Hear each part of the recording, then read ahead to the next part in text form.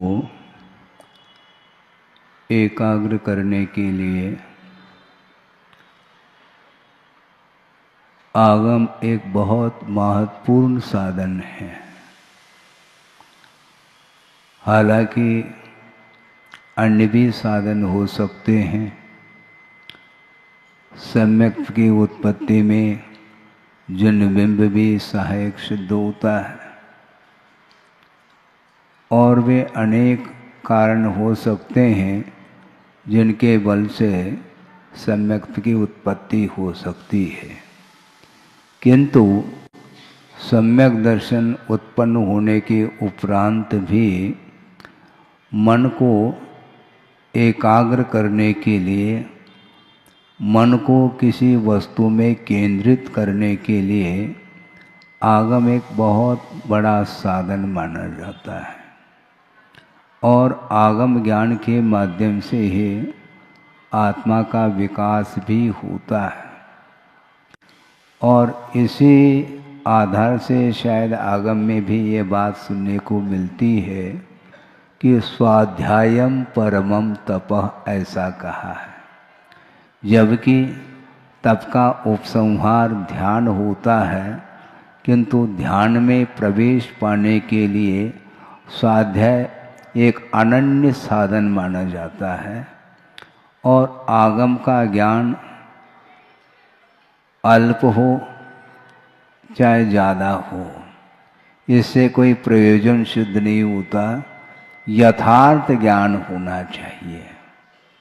यथार्थ ज्ञान के माध्यम से ही स्वरूप का बोध होता है और स्वरूप की ओर दृष्टि भी जाती है। यथार्थ ज्ञान के अभाव में संसारी प्राणी की क्या दशा होती है, यह सब लोगों को ज्ञात है। यह संसार का परिभ्रमण जो हो रहा है, इसमें कारण कौन है? इसमें कारण विपरीत धारणाएं हैं। विपरीत धारणा के माध्यम से परिभ्रमण रुक नहीं रहा है। समीचीन धारणा को बनाने के लिए आगम का आलंबन लिया जाता है। और पूज्यपाद स्वामी ने भी स्पष्ट किया है कि वह भव्य जो कि अपना हित चाहता है, स्वहितम उपलिप्सु कहा। इसके साथ साथ एक और विशेषण उन्होंने दिया है कि प्रत्यासन्निष्ठ और प्रज्ञावान कहा। प्रज्ञावान यह शब्द अपने आप में बहुत महत्वपूर्ण है। प्रज्ञावान का अर्थ विवेकवान होता है, क्योंकि विवेक के अभाव में प्रज्ञा का ही अपराध होता है। गुरुदेव ने कई बार उन्होंने इस प्रसंग को दिया है और हम लोगों ने सुना है कि वस्तुतः अपराध जो होता है वह प्रज्ञा के द्वारा ही होता है। प्रज्ञा अपराध से बढ़कर के और कोई भी अपराध नहीं हो सकता। और दूसरी बात यह है कि प्रसंग के अनुरूप यह बात पे रखना चाहता हूँ कि पूज्यपाद स्वामी ने एक अच्छा प्रसंग दिया है कि उमा स्वामी महाराज ने जो सूत्र दिया है उसकी व्याख्या करते हुए, वो कौन सा सूत्र है? तीव्र मंद ज्ञाता ज्ञात भावादिकरण वीर विशेषेभ्य तद विशेषः। तद विशेष का अर्थ तस्य आश्रवस्य विशेष है। आश्रव में विशेषता आती है तीव्र भाव के द्वारा, मंद भाव के द्वारा, ज्ञात भाव के द्वारा और अज्ञात भाव के द्वारा। और भी एकाध और कारण बताए हैं, अधिकरण की विशेषता या वीर की विशेषता आदि को लेकर के। इसमें एक बिंदु को लेकर के आपके सामने विषय रखना चाहता हूँ। ज्ञात भाव का अर्थ बुद्धि पूर्वक, और अज्ञात का अर्थ क्या होता है? मुझे ज्ञात नहीं, ऐसा अर्थ लिया जाए? नहीं लिया है पूज्यपाद स्वामी ने। अज्ञात का अर्थ उन्होंने ये लिया है कि मदात प्रमादात वा अनवबोध्य प्रवृत्ति अज्ञातम कहा। आप सुन रहे हैं, ध्यान से सुने कि मदात उन्मत्तता के कारण अथवा प्रमाद के कारण अनवबोध्य बिना विचार किए जो प्रवृत्ति की जाती है उसका नाम अज्ञात कहा है। बहुत इसका गहरा अर्थ यह है कि जो व्यक्ति संसार पूरा का पूरा विषयों में डूबा है, इसलिए उसको ज्ञात ही नहीं है कि मेरे द्वारा करने योग्य क्या है। अनवबोध्य, उसको सोच विचार करने के लिए अवसर ही नहीं मिलता है, उसका नाम अज्ञात कहा। इसलिए प्रज्ञावान होना चाहिए। बिना प्रज्ञावान अर्थात बिना विवेक के वह कभी भी अपना हित नहीं कर सकता और दूसरे की हित करने की भी क्षमता उसके अंदर नहीं आ सकती है। विवेक बहुत आवश्यक है और ज्ञान का दुरुपयोग हुआ है अभी तक। कुंद स्वामी ने भी पंचास्तिका में प्रसंग दिया, नानम च दुप्पवत्तम मोहो पावपदा फूनते कह रहे हैं। ज्ञान का दुरुपयोग, सदुपयोग नहीं करता संसारी प्राणी, बुद्धि का भी दुरुपयोग करता है। यह सबसे बड़ा अपराध माना जाता है। अपराध का मैं समर्थन नहीं करता, किंतु अपराध से भी महान अपराध वह माना जाता है जो अपराध को स्वीकारता नहीं है, वह महान अपराध माना जाता है। हाँ, अपराध का मैं समर्थन कर रहा हूं या शिथिलाचार का मैं समर्थन कर रहा हूं ऐसा नहीं, किंतु अज्ञान दशा में अपराध तो होते ही रहते हैं, यह उतना महत्वपूर्ण नहीं, किंतु अज्ञान दशा में होने के उपरांत उसको विवेक जागृत करके उसको स्वीकारता देना। भगवान, हमने मोह के कारण, अज्ञान के कारण, प्रमाद के कारण, मद के कारण हमने बहुत सारे अनर्थ कर डाले, किंतु अब मुझे प्रशस्त रास्ता प्राप्त हो। इस प्रकार अपने अपराध को स्वीकार करने के लिए खड़ा हो जाता है। उससे बढ़कर के और कोई भी साधक नहीं हो सकता। अपराध तो सभी के द्वारा होते हैं, दोष किससे नहीं होता है। गुरुदेव ने एक बहुत अच्छी बात कही थी, भवन है भवन है तो उसमें दरवाजा न हो, ऐसा हो सकता है क्या है? होता है? नहीं हो सकता। इसलिए आत्मा में एकांत से दोष ही दोष होते हैं, ऐसा नहीं।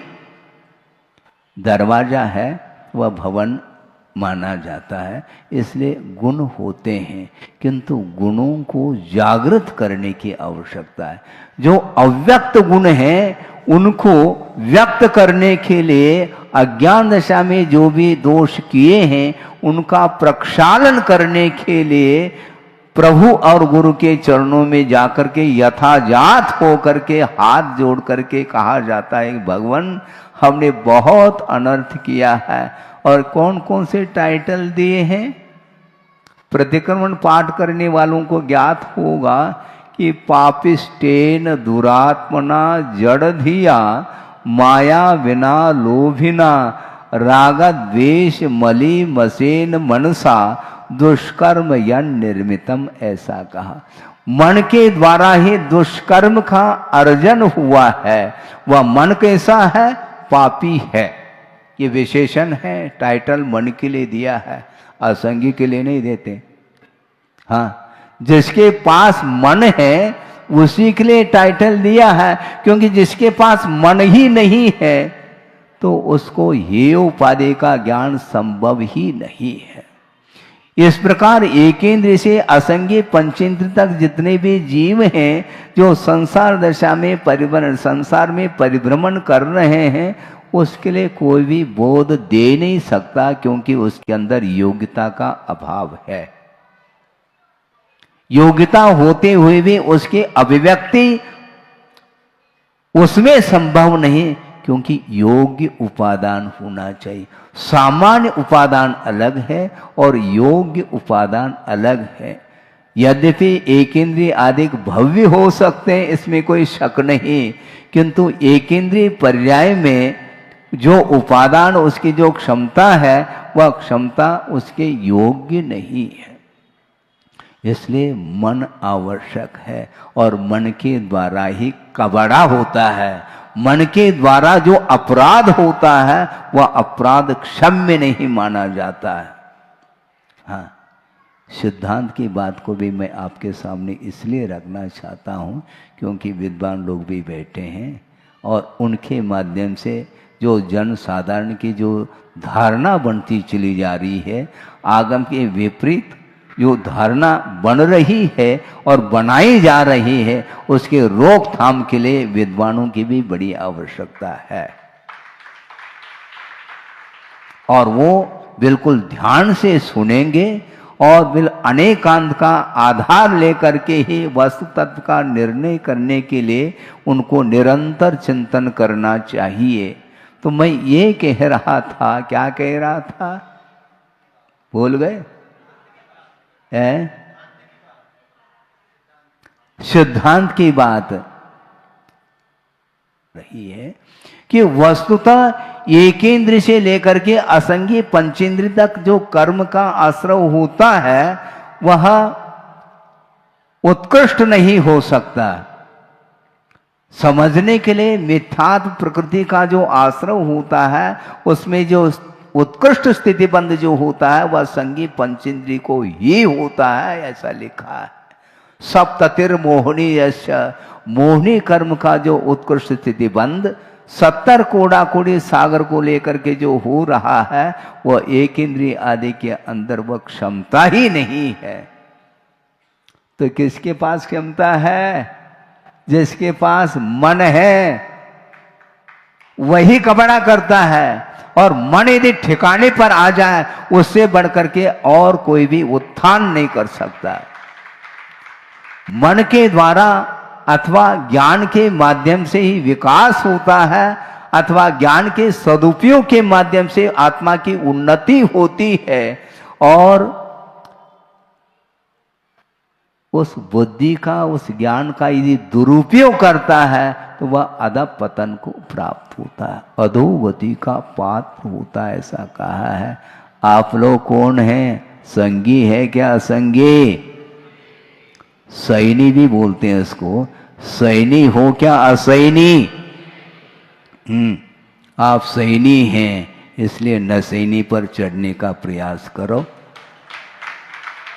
हाँ, जो असैनी है उसके पास नसैनी नहीं, वह चढ़ ही नहीं सकता। वो मोक्ष पथ पर आरूढ़ होने की क्षमता उसके अंदर होती है जिसके पास सपर विवेक जागृत होता है।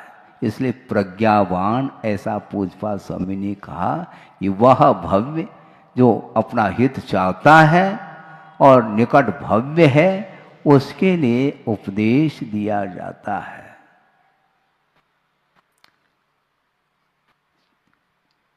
हित चाहना चाहिए। जिसके अंदर हित प्राप्त करने की लालसा नहीं है उसको जबरदस्ती पिलाया नहीं जा सकता। गुरुदेव ने ये कहा था कि वह शिशु है जिसको दूध पिलाया जा रहा है। आप सुन रहे हैं?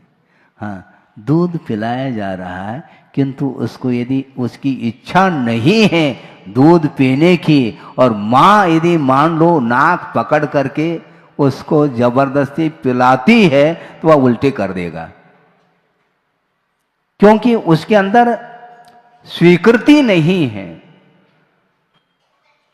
तो इसी प्रकार उपदेश को सुनने की उत्कंठा जिसके अंदर नहीं है और हठाग्रहता है, विपरीत धारणाएं बनी हुई हैं, तो उसके लिए आचार्य कहते हैं नहीं समझाया जा सकता।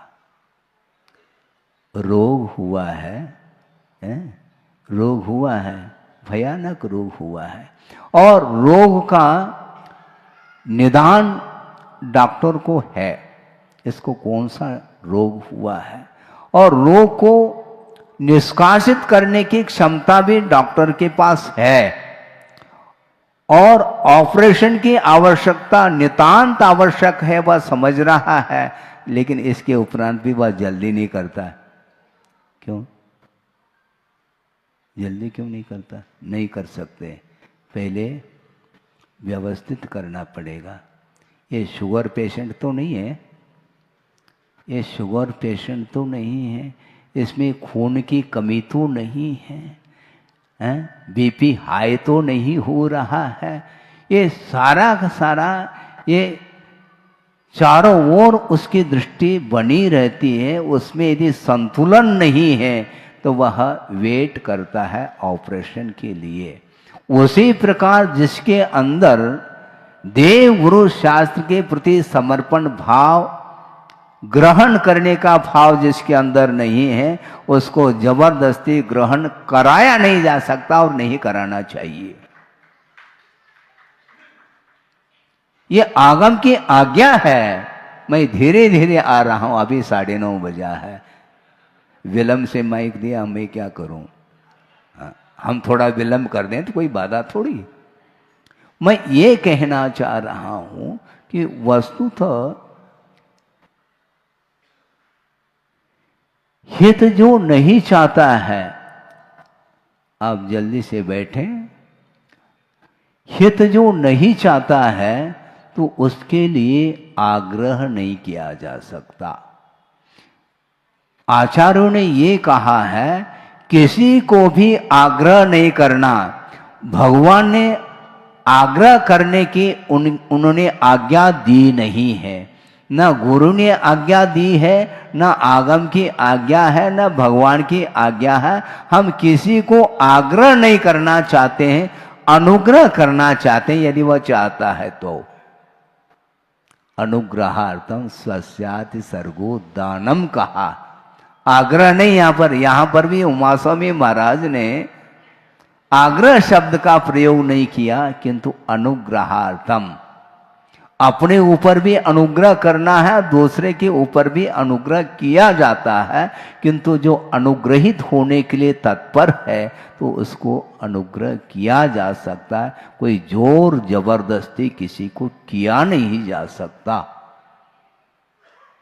उपदेश जो दिया जाता है पात्र के अनुरूप दिया जाता है, बिना पात्र के संभव नहीं। और वह उपदेश भी आगम सम्मत होना चाहिए।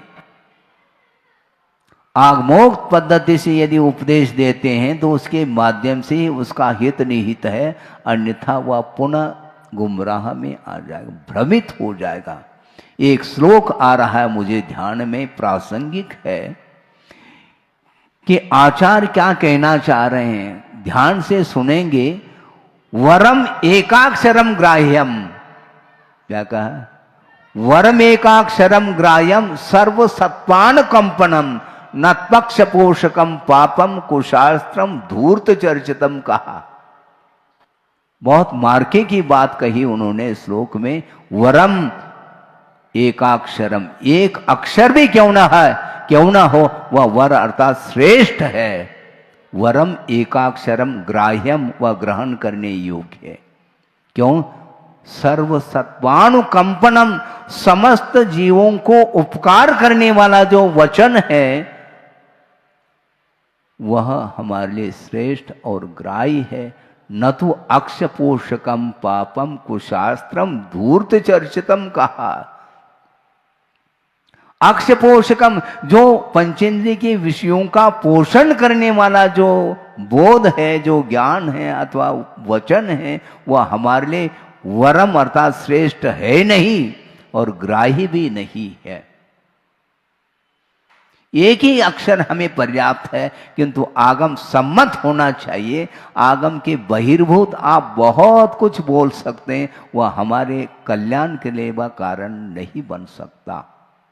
न तो अक्षपोषकम पंचेंद्रिय की विषयों का पोषण करने वाला जो वचन है वह उस वचनों को भूल करके भी बोलना नहीं चाहिए, क्योंकि उसके माध्यम से स्वयं का ही भी अहित होगा और दूसरे का भी अहित होगा, और ऐसी स्थिति में मार्ग दूषित होता चला जाएगा। आप मार्ग पर चलो अथवा न चलो, हमें कोई विकल्प नहीं, किंतु मार्ग को सुरक्षित रखने की आवश्यकता है।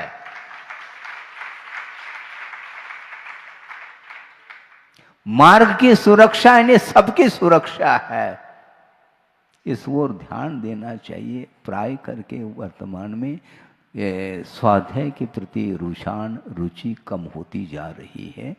इसका मेन कारण ये है कि पाश्चात्य संस्कृति का एक प्रभाव है, और इस प्रकार के अनेक प्रकार के जो प्रभावक जो वस्तु निर्मित हो रहे हैं उनके माध्यम से पूरा संसार डूब रहा है। उसको उभारना चाहो तो आगम के माध्यम से ही उभारा जा सकता है।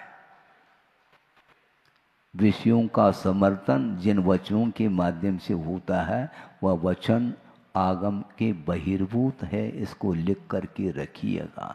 हमें अल्प और ज्यादा से प्रयोजन नहीं, एक अक्षर भी हो किंतु हित करने वाला होना चाहिए। इसलिए आचार्य कहते हैं प्रज्ञावान, जो विवेकवान होता है उसी के लिए कुछ दिया जा सकता है। जो विवेकशील नहीं है, जिसकी बुद्धि ठिकाने पर नहीं है, जिसकी अनेक प्रकार की विपरीत धारणाएं सालों से बन चुकी है, उसके लिए समय देना, उसके लिए अनुग्रह करना कोई आवश्यकता नहीं, क्योंकि अनुग्रह का पात्र भी तो होना चाहिए। विधि द्रव्य दात्री पात्र विशेषा तद्विशेष कहा है। विधि आगम के अनुरूप, विधिवत रुचिवत नहीं। अपने रुचि के अनुरूप करना चाहता है संसारी प्राणी, अपनी सुख सुविधा के अनुरूप सारा परिवर्तन करना चाहता है, ये ठीक नहीं है।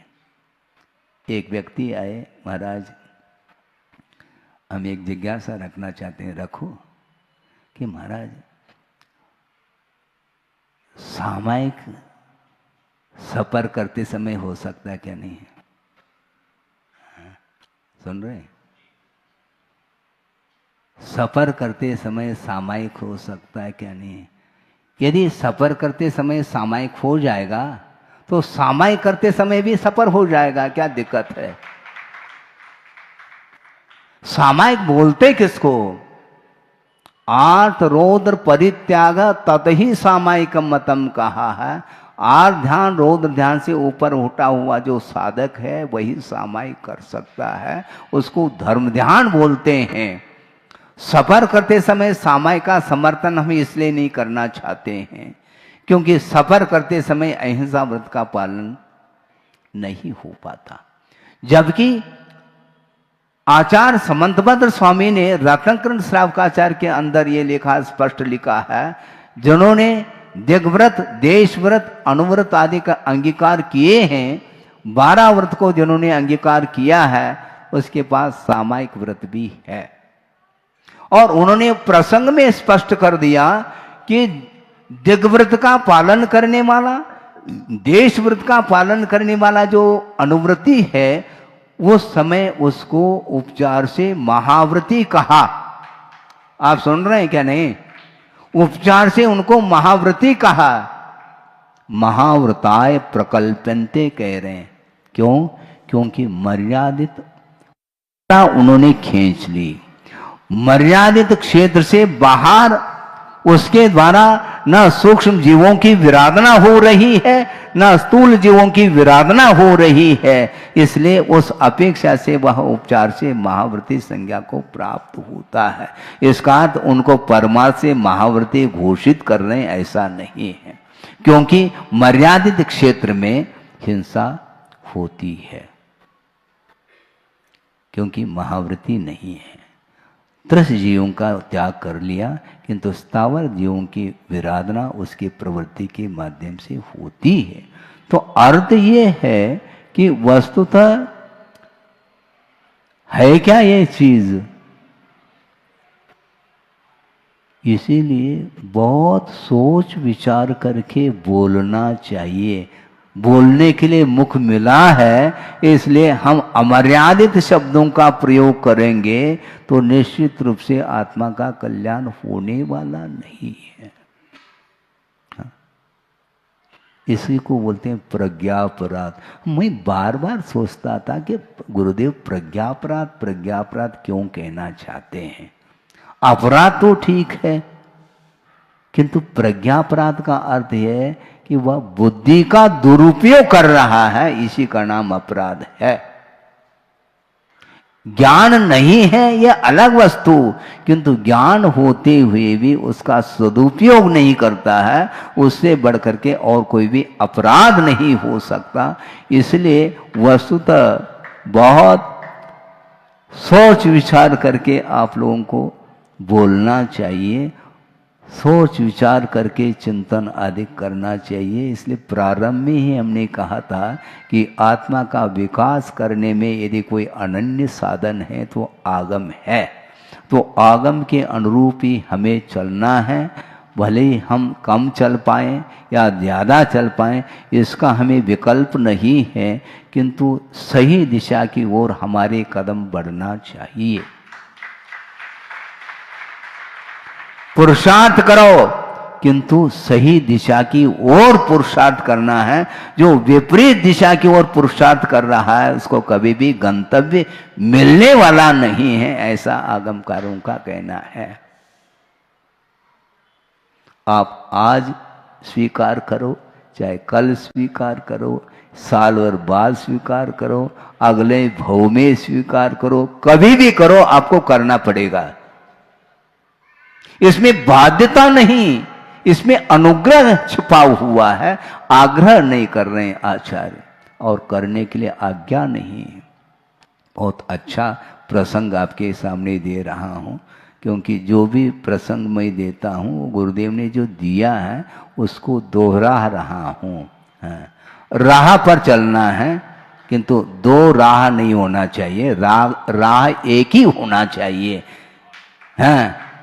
राह अर्थात मोक्ष मार्ग एक ही है, किंतु गुरुदेव ने जो कहा है, आगमकारों ने जो कहा है, उसको बार बार दोहराना चाहिए, रिपीट करना चाहिए। मुहुर्मुहुर् चिंतनम इति अनुप्रेक्षा कहा है। बार बार चिंतन करिए, किंतु आगम का आधार ले बिना यदि चिंतन करोगे तो निश्चित रूप से अहित ही होगा। इसका सार है। मैं ये कहना चाहता हूँ, एक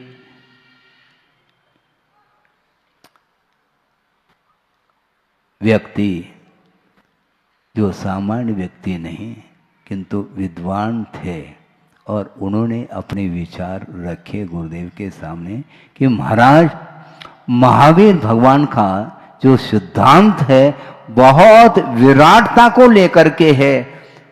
उस सिद्धांत की जो गहराई है हर व्यक्ति उसको वहां तक पा नहीं पाता।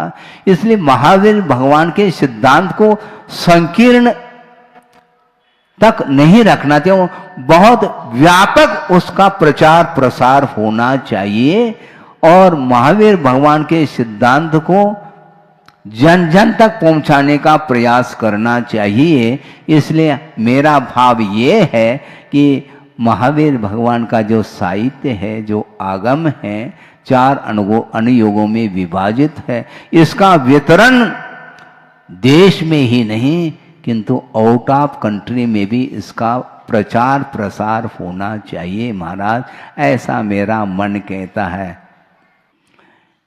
कि संक्लेश की पहचान क्या है और विशुद्धि की क्या पहचान है, इसको करना है हमें।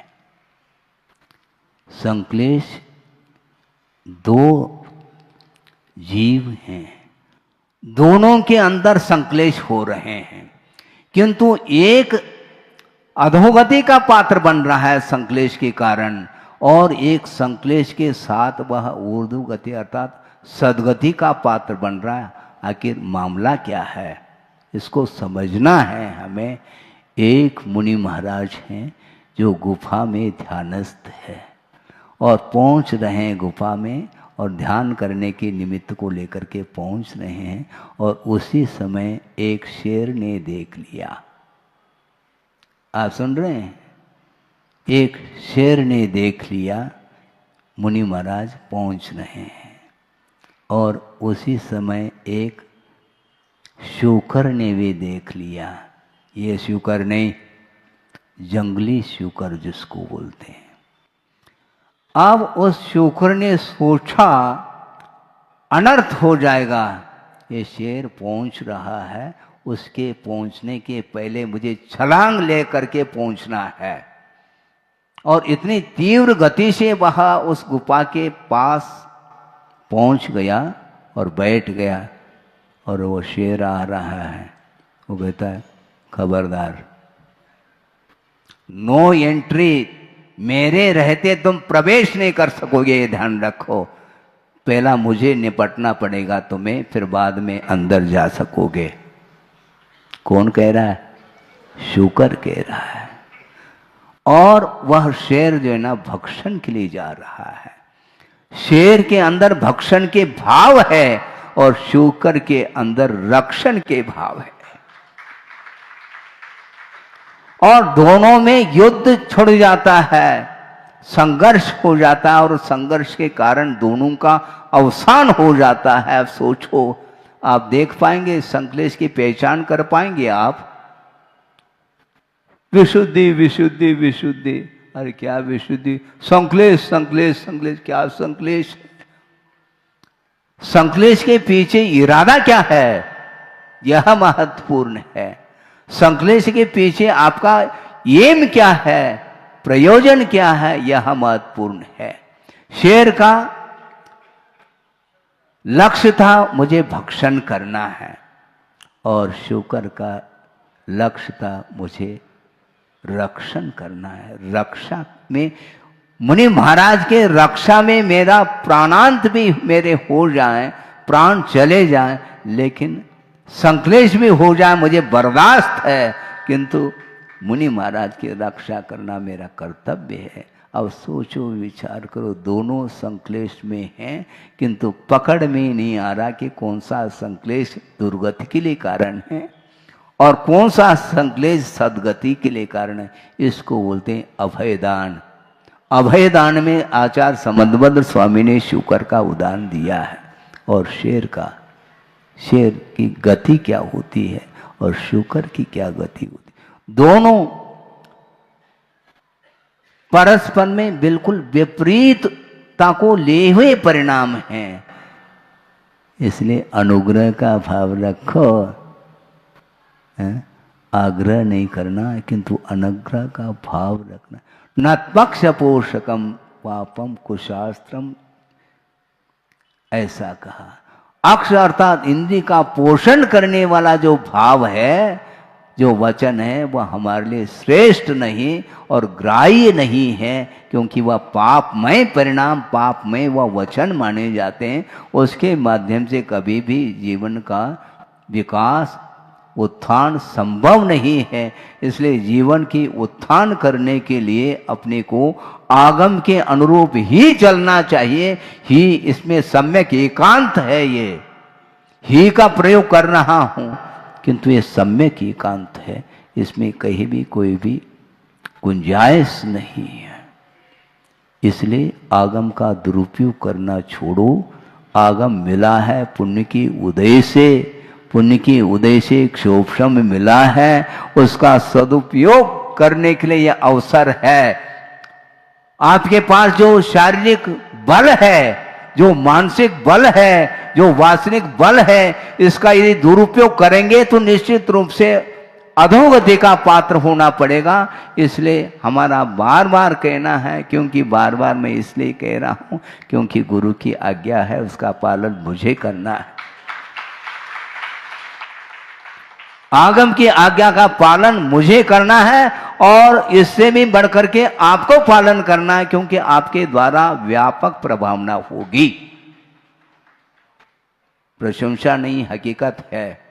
यदि श्रावक यदि विपरीत चलेगा तो मार्ग सुरक्षित कहाँ रहेगा। आप मार्ग पर चलो, या न चलो, हमें कोई भी ये विकल्प नहीं है, किंतु कम से कम आस्था को सुरक्षित रखो। मार्ग को सुरक्षित रखने के लिए कटिबद्ध होना चाहिए। किसी भी प्रकार से प्रलोभन में आकर के विपरीत नहीं चलना चाहिए। प्रलोभन में आकर के संसारी प्राणी अन्याय का भी सहारा लेता है। हमें दुख होता, हमें पीड़ा होती, लेकिन करूं क्या?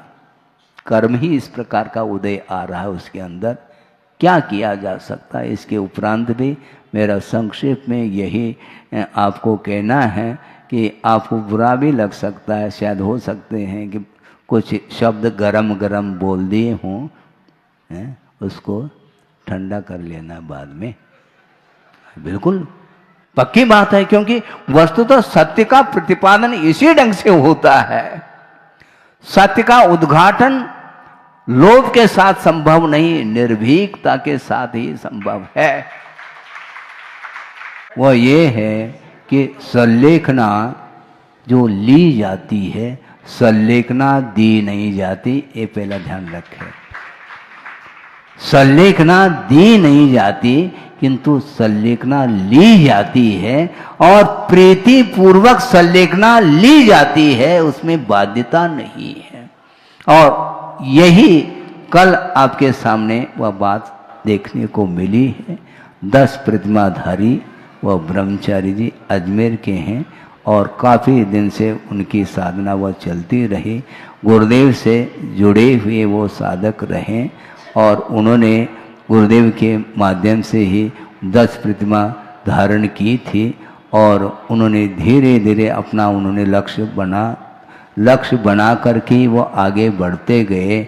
क्योंकि संलेखना जो होती है वह काय की भी संलेखना था, शरीर को भी कृश किया जाता है, और साथ साथ कषाय को कृश करना यह महत्वपूर्ण होता है। और कषाय कृश हो रहे हैं क्या नहीं हो रहे हैं, इसका परीक्षण काय को कृश करने में ही स्पष्ट देखने में आता है। इसलिए निरीता के साथ उन्होंने 4 उपवास के साथ उस संलेखना को पूर्ण कर लिया है, और समाधि को प्राप्त हुए हैं। जिस प्रकार आप एक मंदिर का निर्माण करते हो, और करने के उपरांत जब कलशारोहण होता है, तब वह मंदिर का कार्य संपन्न माना जाता, पूर्ण माना जाता है। उसी प्रकार अपने शक्ति के अनुरूप जो भी उन्होंने संयम को अंगीकार कर लिए थे, तो उसको उन्होंने पूर्ण करने की अपेक्षा से संलेखना पूर्वक उन्होंने समाधि को प्राप्त हो गए हैं।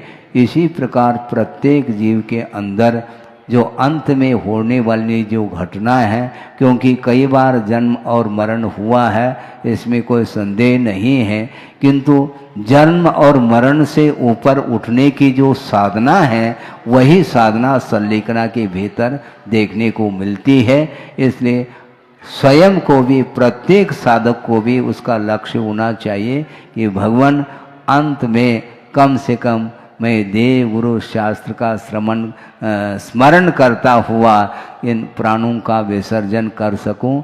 इस प्रकार निरंतर पुरुषार्थ और प्रयत्न करते रहना चाहिए, ऐसा इसका आशय है। अहिंसा परमो धर्म की।